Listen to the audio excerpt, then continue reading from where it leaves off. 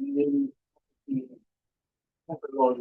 not saying I think case component, which is first thing. Okay, let's start from Seong and let's go to counterclockwise rotation. Well, first it was very fast rhythm. I think the rhythm is almost about 160 to about 180. And it's a narrow torus complex tachycardia. And when you see the axis, the V1 is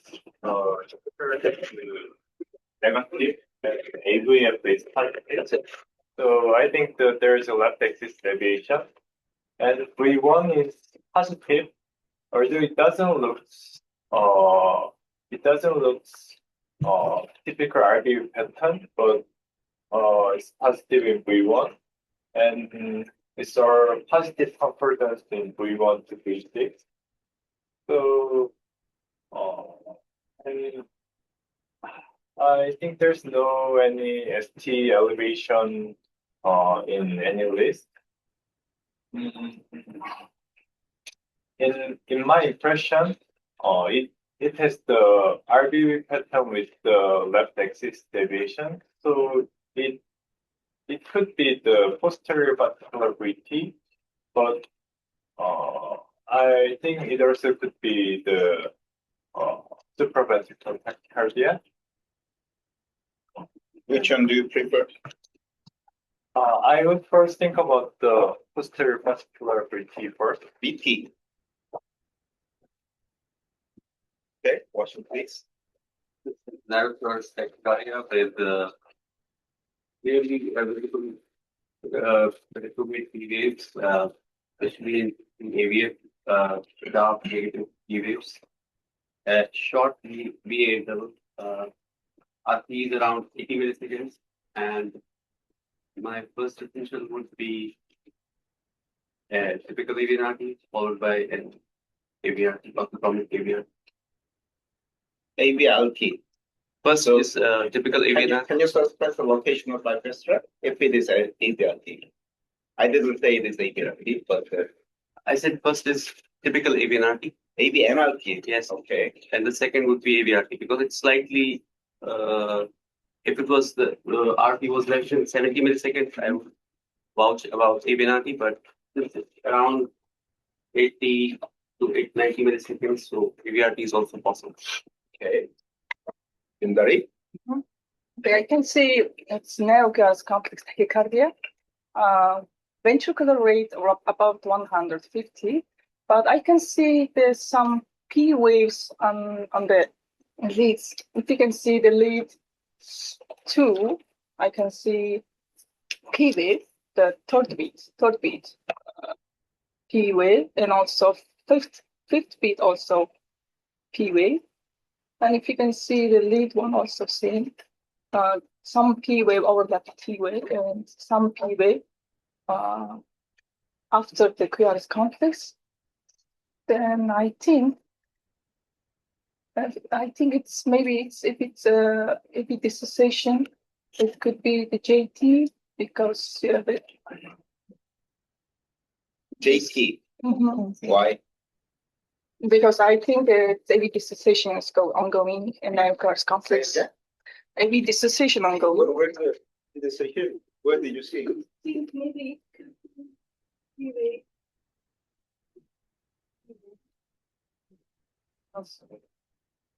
It's clear and all that. I don't think it's clear. Okay, so VT, and JT. Okay. Okay. It's narrow-torus tachycardia heart rate. Heart rate about 150, and there is no preceding P wave before the QRS complex, and I think the negative deflection at the read 2-3 AVF after the QRS is the retrograde P wave. So And also you can observe that the V12 precordial lead, positive in V12 and negative in 3 to 6. So I thought it's relatively short RP with the ABNRT or RT, ABRT possible. Okay, SVT and 상호. Totally agree with her. Because they are it's a retrograde wave and the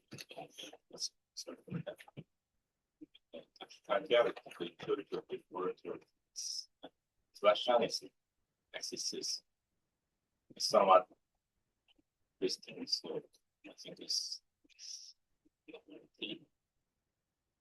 So your favorite ABRT. Yeah. Okay, copy. What is the mechanism? Well, I have a slightly different opinion from what the others have shared.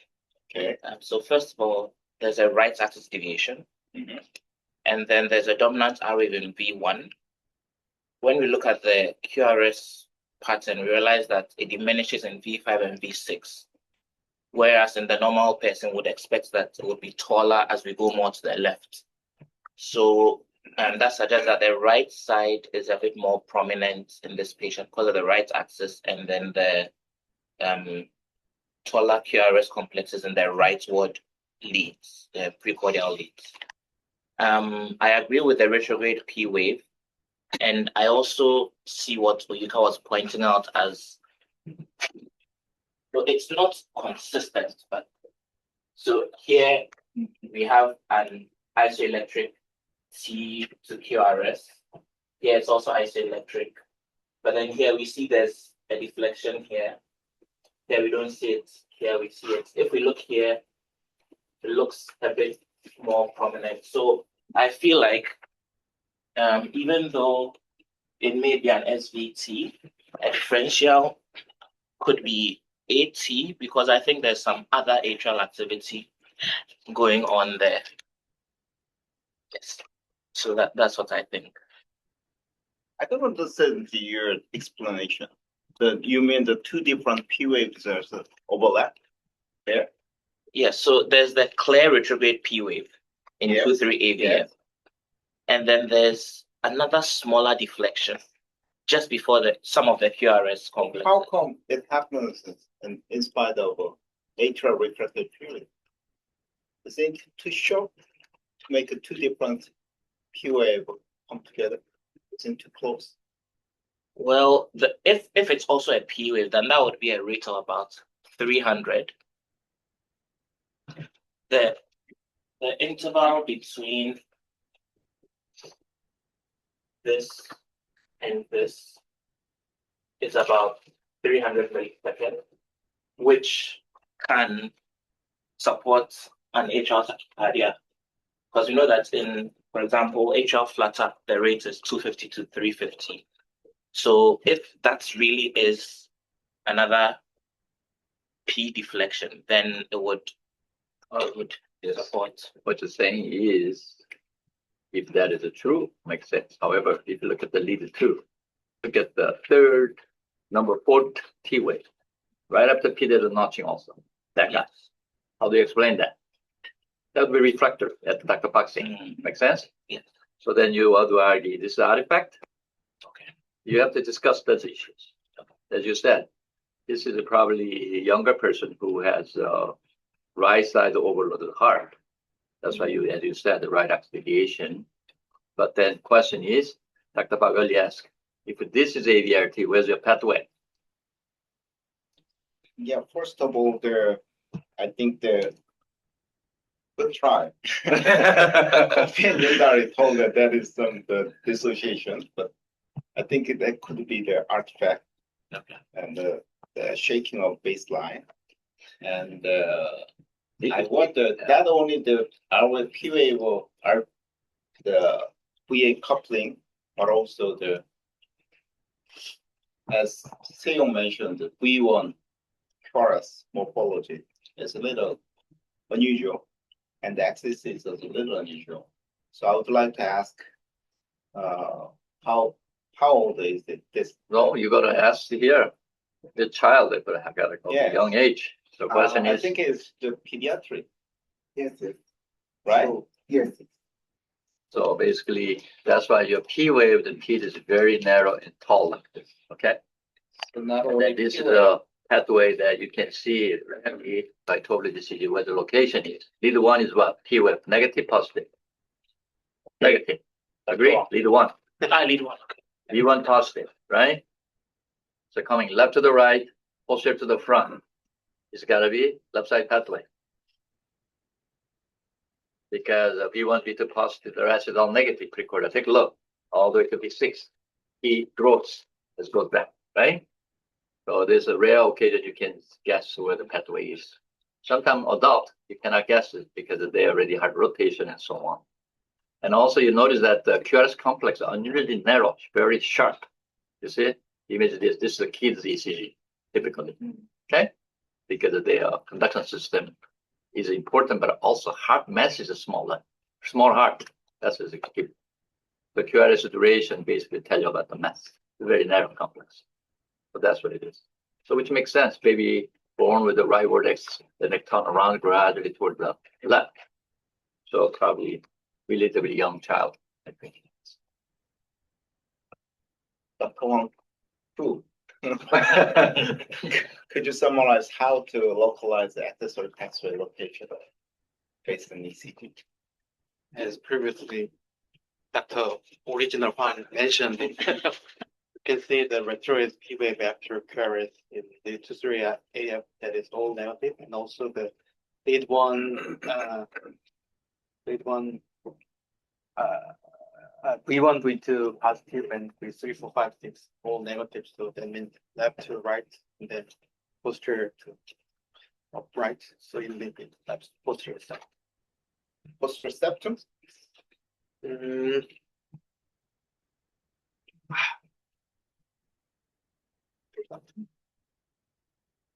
Any other different idea? Left posterior. Left posterior?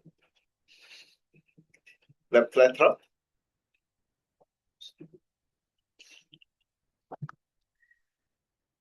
What's the difference would be? Yeah, Left. because the completely negative P wave will be 5 and 6, and lead one. So negative P wave, so it's a left side origin, but the AVL is positive, right? AVR is Yeah. posterior. ABS is biphasic. Possible. Probably maybe 5 o'clock. Or that precise? 5 o'clock. Around that area. Probably the Dr. already burned the bypass tract. No? He can't remember, so not so many.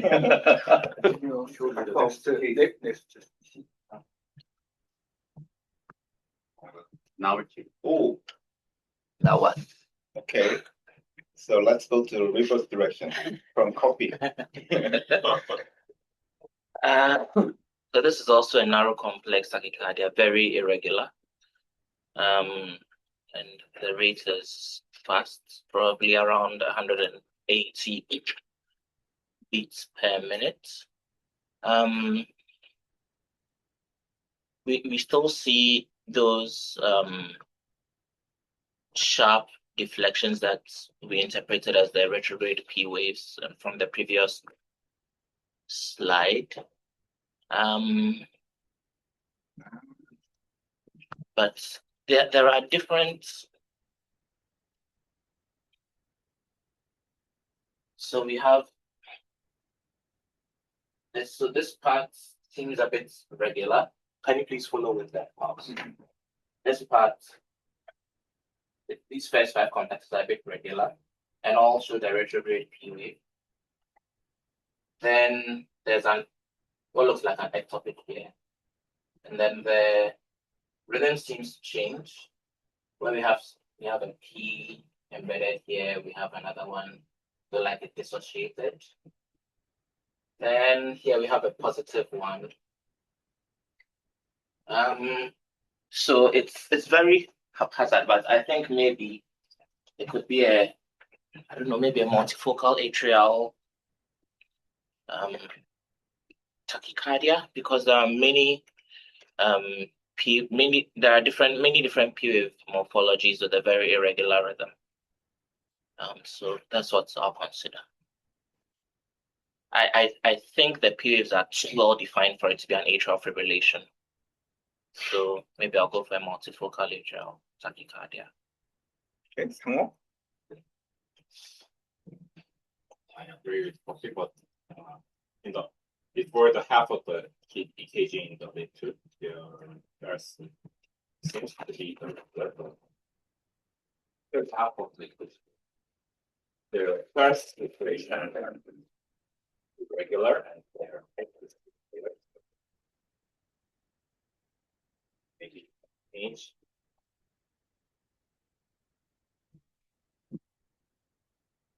To other points. I'm not sure. What do you mean with ventricular point? I mean the ventricular conduction has been changed since the half of the teaching. The height and saturation have changed. You mean the coupling interval shortened one beat and then came back, Right. right? Right. Okay. 민정? Yes, first 5 beat is the same as the previous ECG, like SVT with the retrograde P wave, and then as Kofi mentioned, the P wave, there is a P wave on the QR inside the QRS. So I thought it is the AT and the ABRT or ABNRT combined. AT and At ABNRT? first is the same as the previous ECG, so SVT, and then the leftover ECGs, there's the P wave associated with the V, so I thought that is the AT. So what is the interval between first 4 beat Yes. QRS to the retrograde P wave? They are more than 80 millisecond in your eye? Yes. I Is think it? so, It yeah. is more than 80 millisecond, you think? Yes. Or less? Maybe First 4 beat. little bit, yes, more than More than 80 millisecond? Yes. QRS to the retrograde P? Yes. You sure? They measure. No. Is it shorter? Okay. Do you mean the VA interval? VA interval is shorter. Because pathway 북한 typical teaching should be more than 80 millisecond, right? That's So if you exactly have 80 milliseconds. Yeah. Huh? I'm not sure they- Two degrees. Yeah, so I think it's a little bit shorter than that, okay? But especially for the left side pathway, your VA conduction time can be longer than whatever in the septum, right? So somebody said the posterior subacute pathway.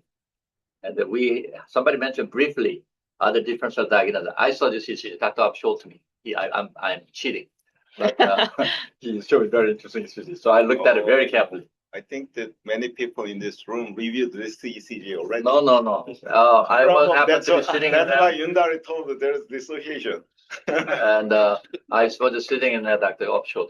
But I'm just making more interesting. That's all. Try to get me think. Okay. So if your RP interval is consistent in more than 80 milliseconds, they favor for ABRT. If it's shorter, ABNRT. But sometimes you have a long, slow ABNRT, so on. Difference of that. Now, what is the difference here? Look at the P wave, retrograde P wave. It just looks like ABNRT P wave, or this must be a little bit sharper, like a PJRT kind of a P wave, right? This is important one. Okay, that's I'm trying to resolve this issue. So, retrograde P wave morphology matters, duration RP matters, okay, and then where the most negativities matters. So if you look at the most tallest negative P wave, where it is, lead 2, right? So if you look at the lead 2, that may be about 40 milliseconds or shorter. I was looking at the other day, so I was very interested in this.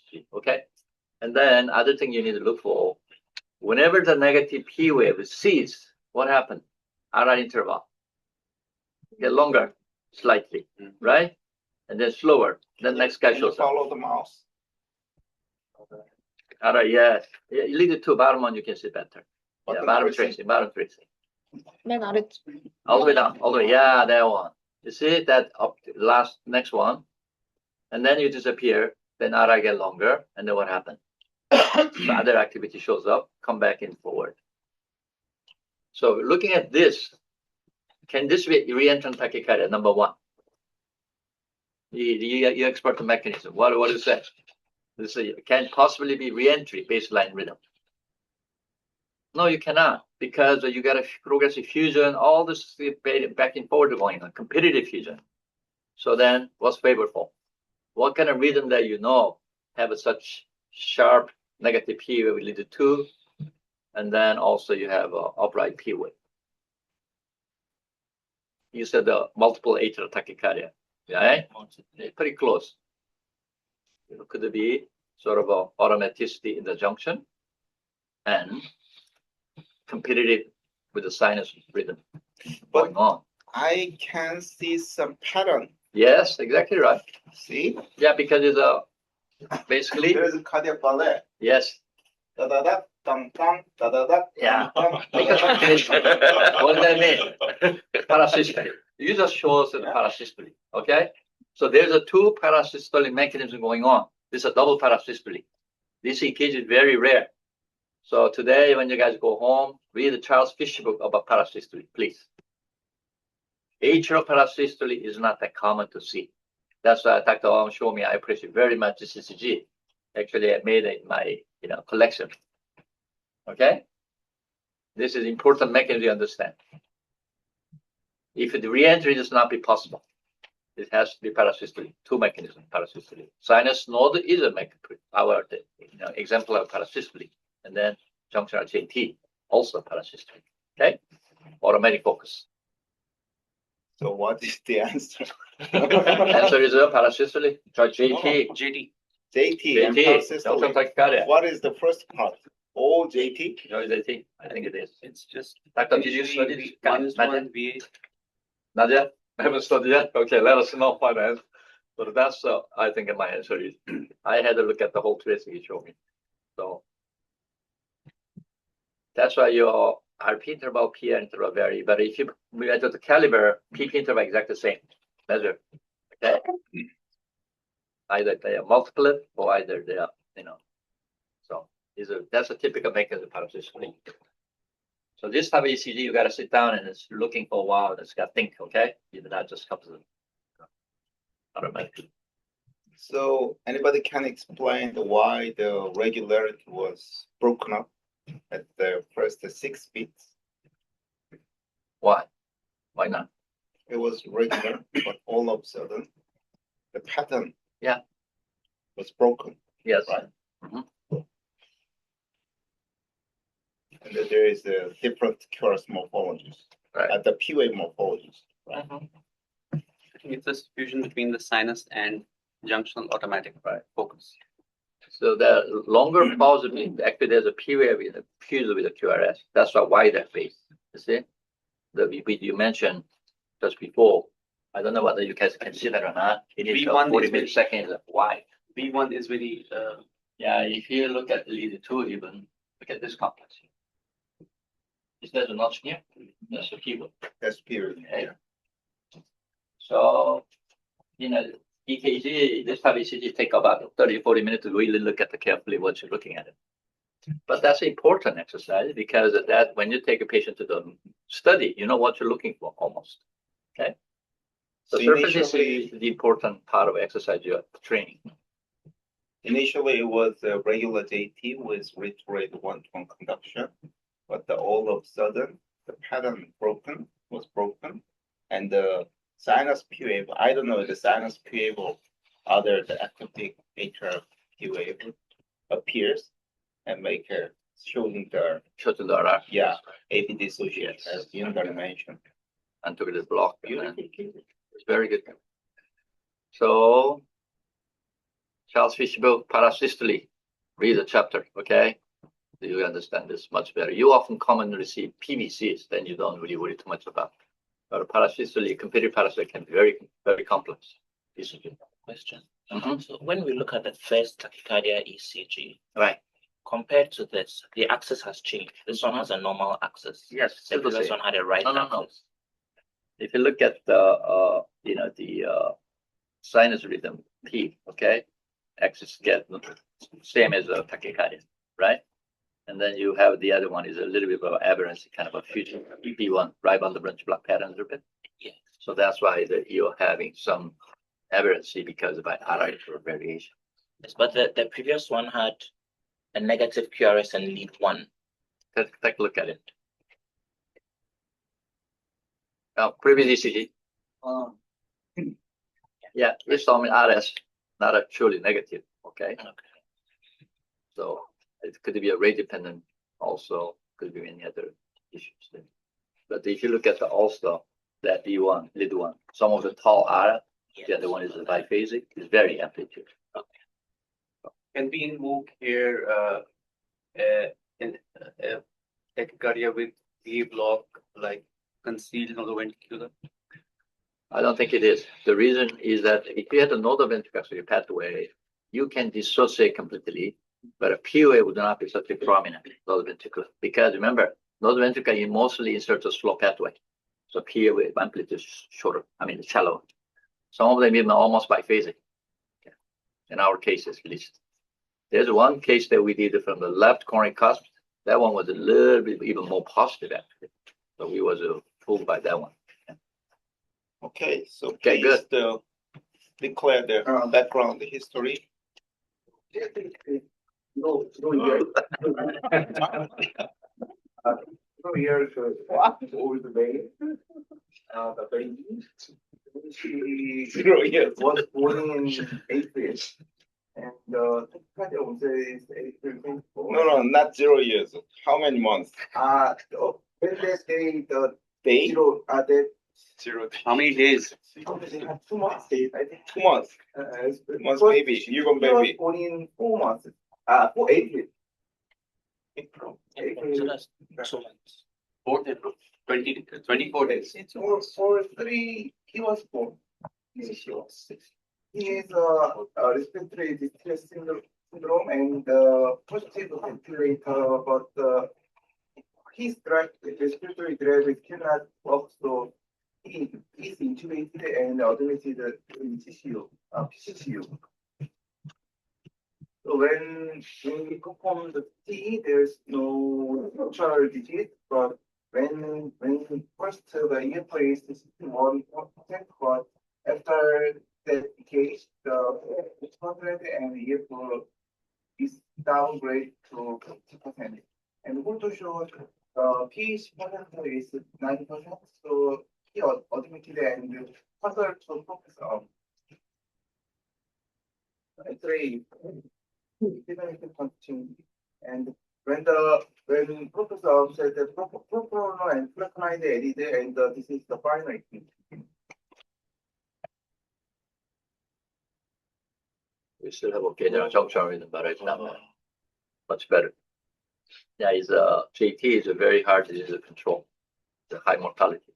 Maybe But the retroid POA morphology changed. longer probably, a little wider, I think. No. Well, The lead 2, the retroid P was negative wave, rhythm 3. No. No, that same is here. Yeah, Sinus, but with they treated. junction The colliding fighting. together, fighting each other. Intermittent junction. Yes, I see. It's so that's why it's automatic rhythm. Okay, It's clear proof that Yeah. JT. it was good for me. It was a good exercise. My brain, it's a good thing. It's like, okay. ISO rhythm AB dissociation. Yes.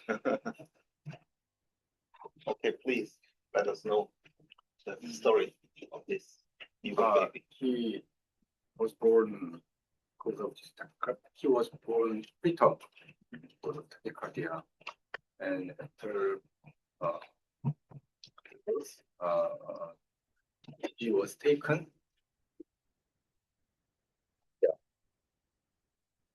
West. So he was transferred to our hospital for the preparation of his tachycardia.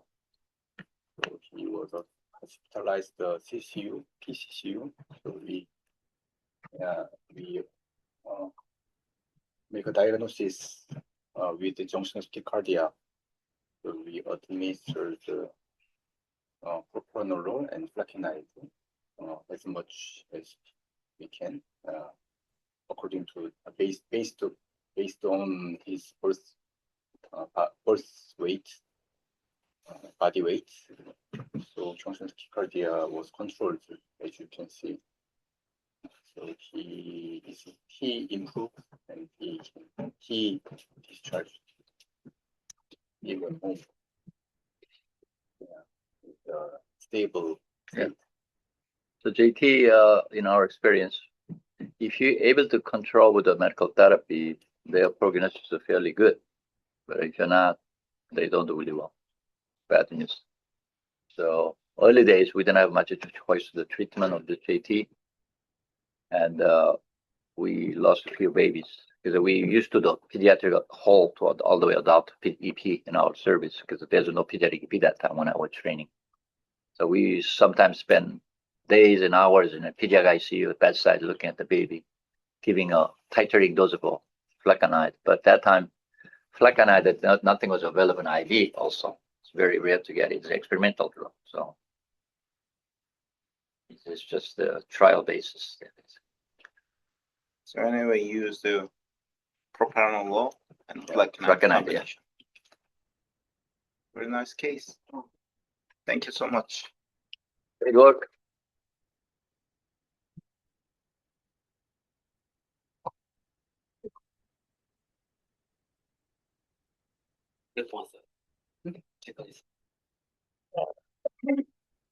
Used to years of treatment.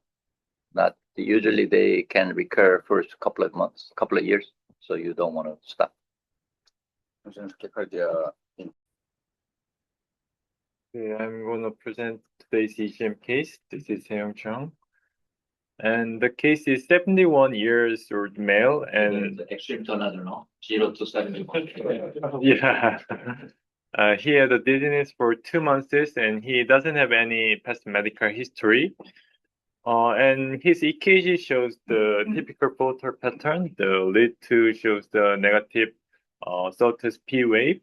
And it looks like a counterclock by CTA dependent floater. And his X-ray showed no heart enlargement. And also in the baseline studies, except for the little dilation of the LA, nothing was significantly abnormal. And in the wearable ECG, there was no AFib, there was only a flutter. So the patient had the beta blocker in low dose, and we did the electrophysical study. And unfortunately, there was no pre-ablation catheter positioning, but this shows that the catheter was in the duodecapolar catheter was in the low RA and CS, and the decapolar in the HRA, and the quadripolar in the RV. And in the initial rhythm, the PP interval was about 210 millisec, and the 12-lead ECG showed the Sotus pattern with similar to the clinical tachycardia, and we did the entrainment pacing in the proximal CS, and the PPI minus PCL was 1 millisecond. So we diagnosed this as the typical flutter, and we started to ablate the CTI. And so this is same as the older image. And so we started the ablation in here. And initially the cycle length was 214 and it extended to the 239. And it seems like the activation sequence was not that different. And it prolonged to the 253. And then it prolonged again to the 277. But in this time, the activation sequence was little changed. It was going from H910 to H12, HRA 910 to HRA 12, H1920 to the H1112, and it goes H56 earlier in this EGM, but later it shows the H34 is the faster, and the polarity was reversed in this EGM, and the cycle length was 277, and it gets back to the 257, and the H56 was earlier again, and rest are the similar to the earlier, and it came back to the changes sequence, and the PP interval was about 268, and this was prolonged with the CTI ablation. So I compared the before and after the 12 lead ECG. It seems there is a little difference, but there was no significant difference in the axis. And so we did the entrainment again. When we did the entrainment at the proximal CS, the PPI minus TCL was 30 milliseconds, so it was different from the earlier entrainment. And when we did the distal CS entrainment in the H12, the PPI minus TCL was 32. It was also similar to the proximal CS. And when we did the HRA 910, it is about in the high RA, but near to the septum. And the PPI minus TCL was 21 millisecond. And we also did the H19 to 20. The PPI minus TCL was 5 millisecond. And we also did the SVC.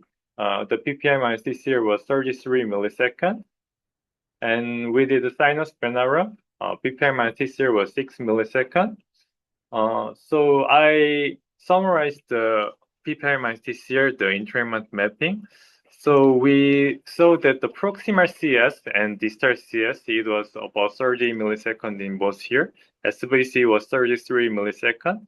And H9, 19 to 20, this was 5 milliseconds. And in the sinus venerum, it was 6 milliseconds. And H910, it shows 21 milliseconds. So I imagine the circuit of this HR floater, and we block the CTI, and considering the entrainment mapping of this circuit, I guess the signal goes like a circuit like this, and it also propagate to these signals. Anyway, we tried to check whether this tachycardia was inducible or clinically relevant.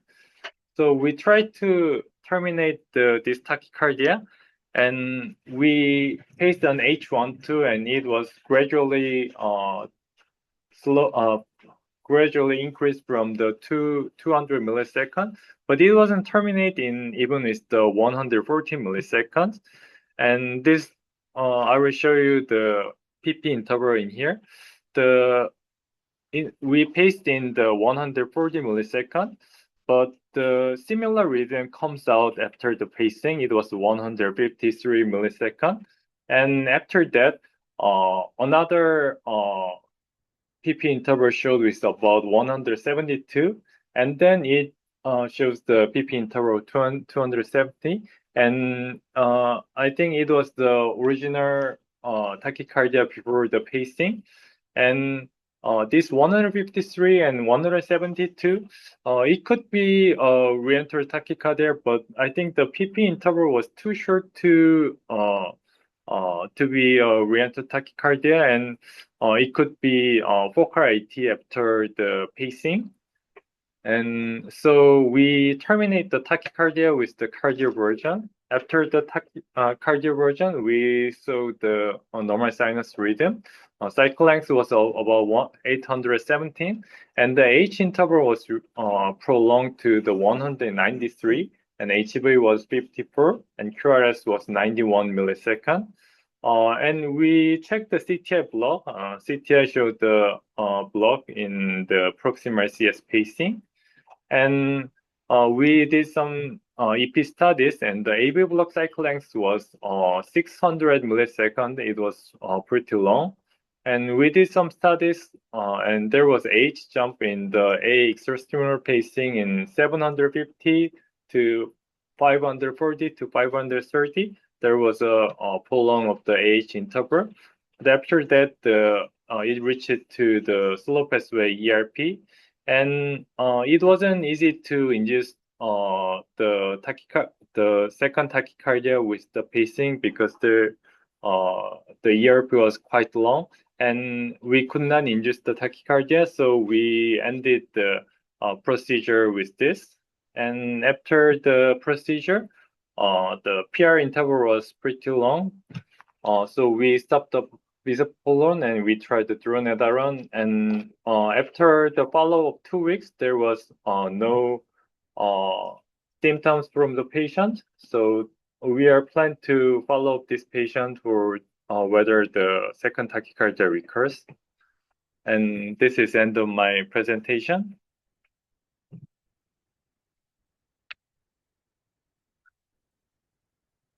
So what's the diagnosis then? For your diagnosis? It's a focal tachycardia from where? No, I thought we could entrain the second tachycardia, so it was the macrooriented tachycardia, but it was not CTI dependent typical tachycardia, and we could not induce this, so we are planning to follow up this patient with the medication. Okay. Can you show us your total ECG first? Very first total ECG.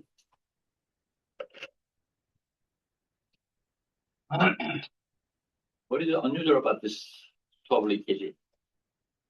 I want to discuss this first. Can you say this is a counterclockwise atrial flutter or clockwise atrial flutter? Neither of them. What is it? It's intra-atrial delay, and this is between the. So if you look at carefully, first the Q negative in the interior lead is not that big. Your positive is a dominant flutter. So this 2-3 AVF, take a look. Small Q follow the R, P wave I'm talking.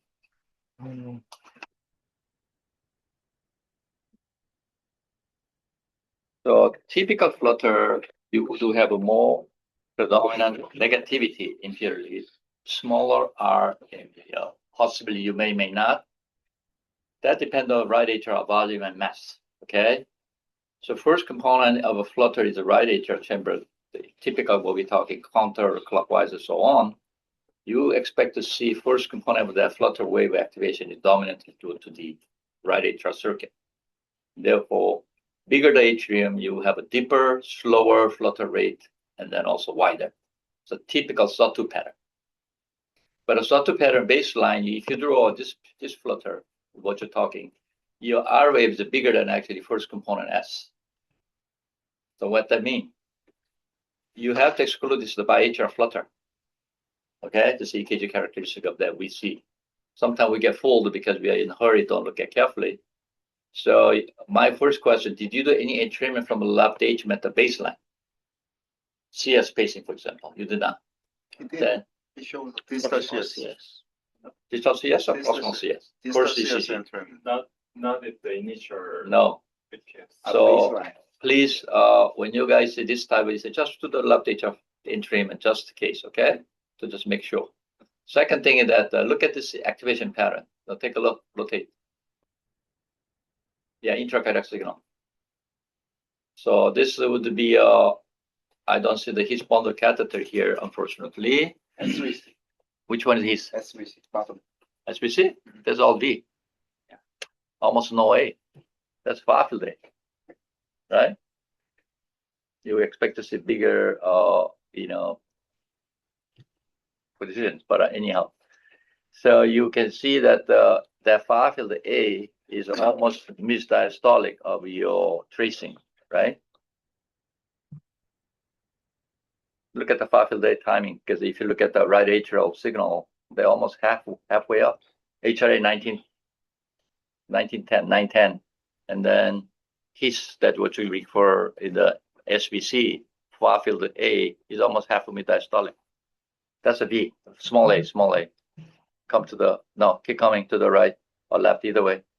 Little more to the right, keep coming right, coming, next beat, Right. right, big right. That's not come, keep coming. Come on, Right. Yeah, that one. That's fascinating. Okay, if you draw the line, that's halfway of that tachycardia circuit. Agree? Yeah. So septum is activating half the tachycardia. So when you see this kind of stuff, you want to entrain from the left and right, make sure at the beginning, right up front. This is not a typical flutter you're dealing with. Okay. So I expect to see a hiss much closer proximal CS. So anyhow, so this is the first comment I have. It's just for the teaching. I don't know what's the diagnosis, okay? But I'll be honest with you. But if you go there later on, after you're blading your isthmus flutter, you have a shift of your activation sequence, right? Yeah. As you're blading, they show that bit there. You show this after the ablation. During the ablation, one bit blocks and then you show. Yeah, this one. What do you think?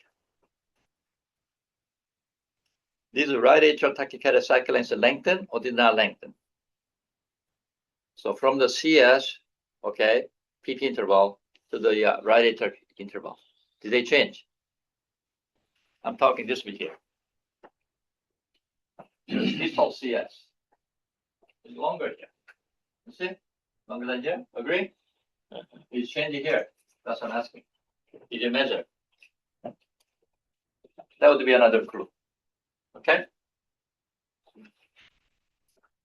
Because your CS activation occur, and then your PP interval the proto interval got longer, looks like got longer in my eye. Okay? So it's a dependent. In that case, which one's earlier? CS or HRA? CS is earlier. Okay? And you can see the same thing when you retry the induced tachycardia. Go back there, forward, kick over to forward. You induce the HR flow kind of thing, and then came back. No, before that, yeah, keep going. You terminate the cardioverter patient, and they re-induce the patient. And there was a bunch of atrial flutter appearing, fibrillation, fib flutter, and then tachycardia reinitiate.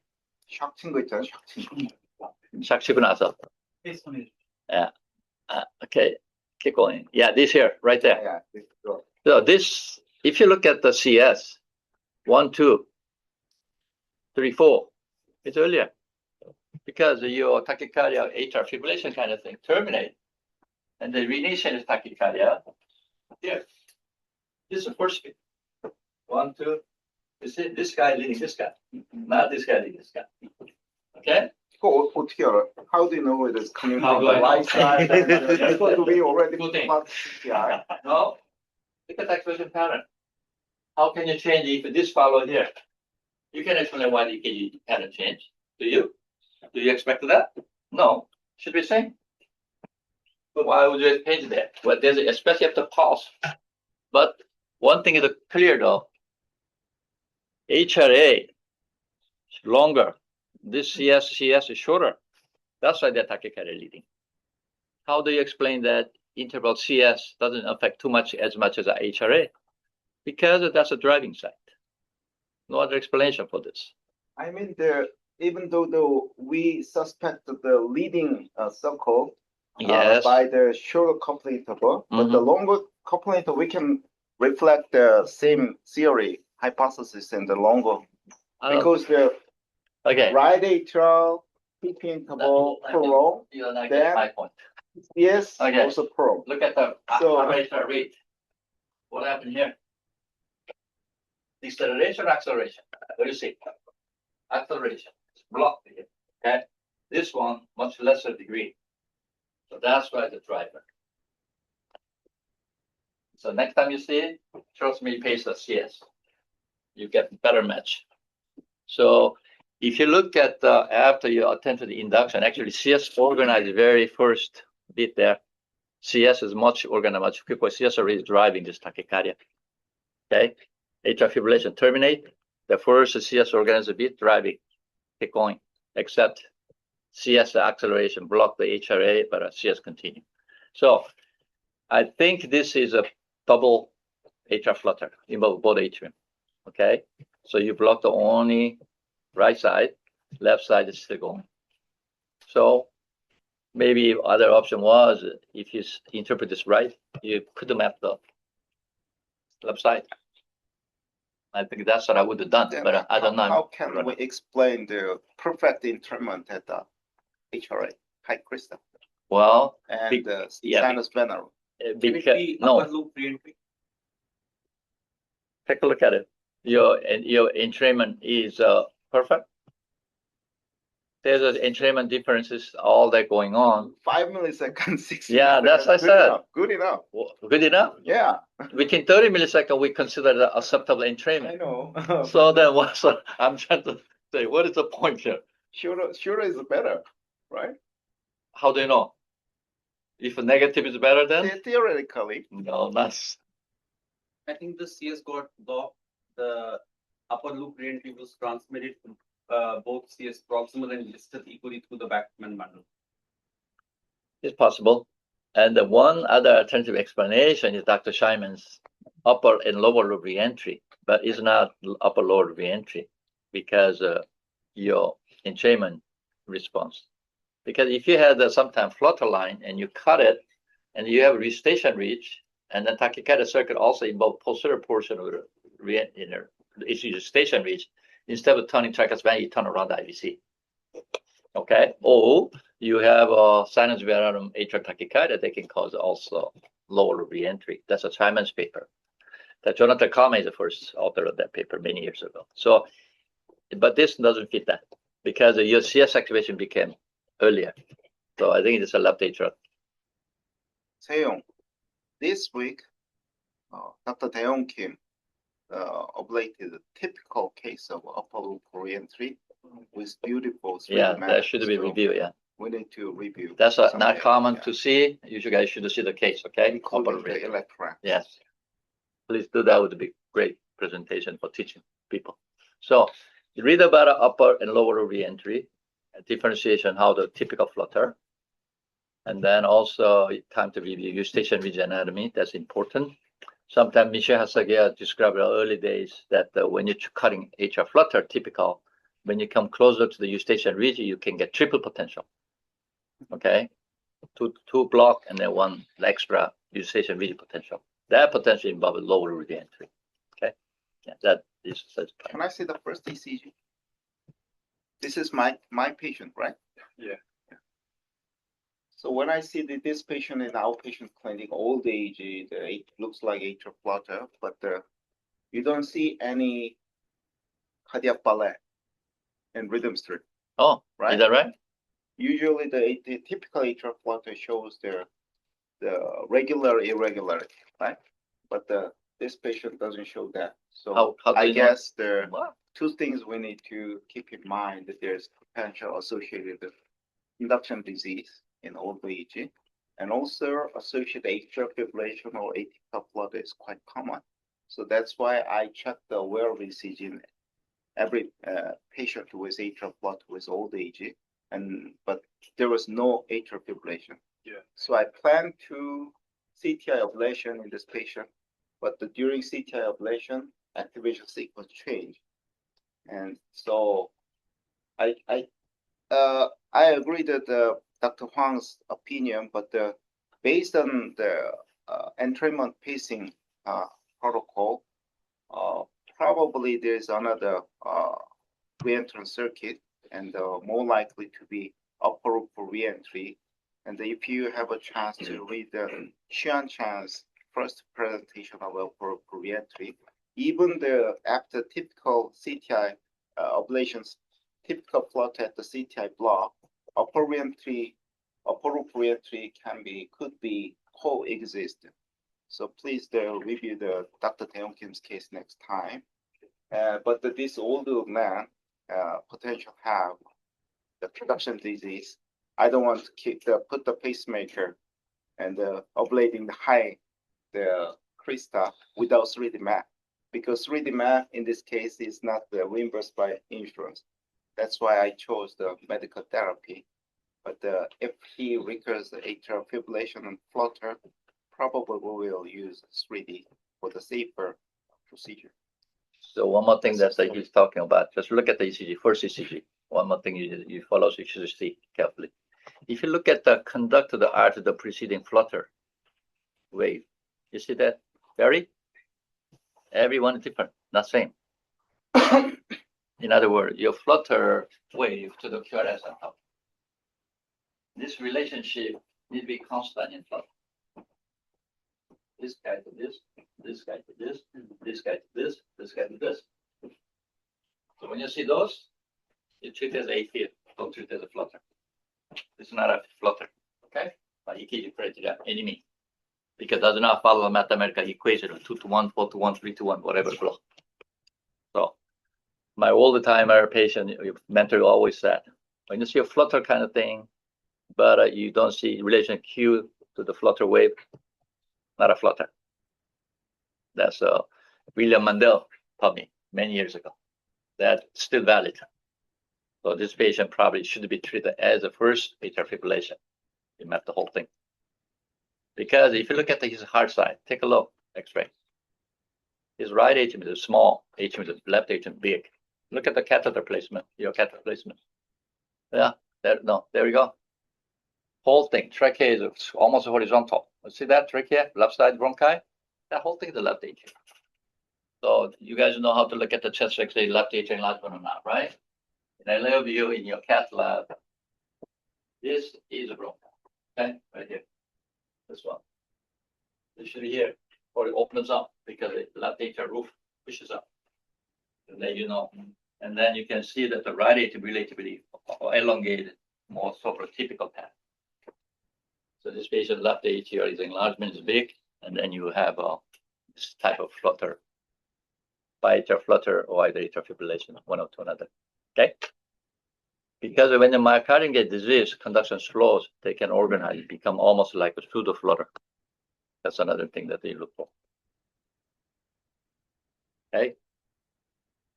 I don't know how the old teachers can ablate a high crystal tachycardia without 3D in old ages. It is very, very difficult. Very difficult. Even with the 3D mapping. Wow. I guess, we only had the crystal catheter and things like that, but still works well. Still same thing.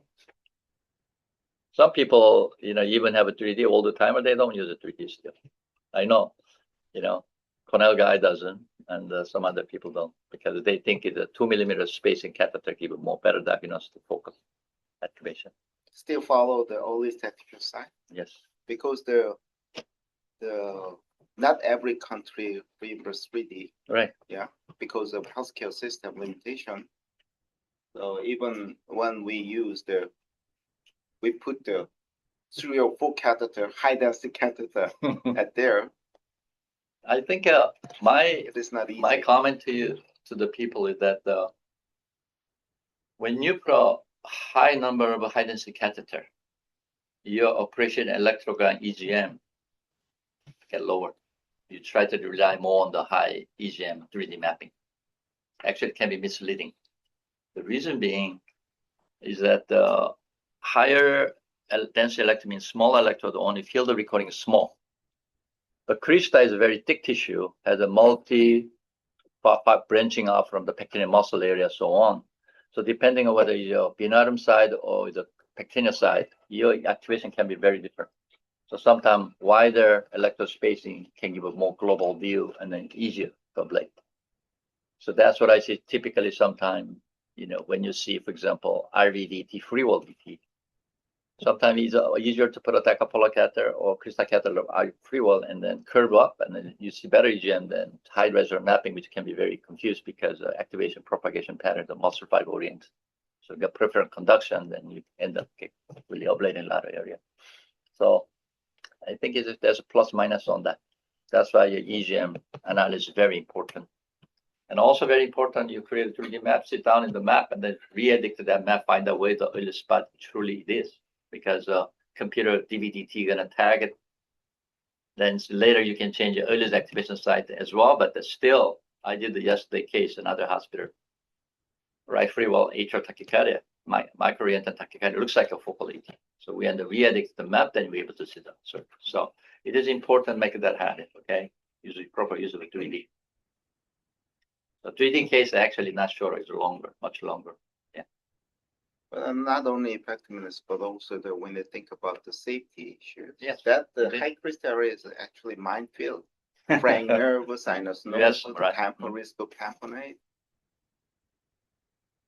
So any other comments or can you share your experience, Dr. Ong or Dr. Yu?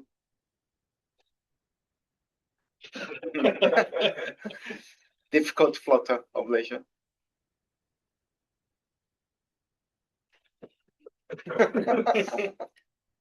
눈빛만 교환하고. I think a number of RF AFib ablation number increases, your flutter get more complex, scar get complex, then you're gonna take a longer time to map. I did one case, I think it last patient had the 4 AFib ablation before, came with a multiple recurrent flutter, same flutter, came back, they ablating. When you went in, everything was a scar. I'm looking at the very much, very low potentials. So actually editing map took longer than doing the ablation. Once edited, we knew where it was, and then, few months it's done. But then it's really painful sometimes.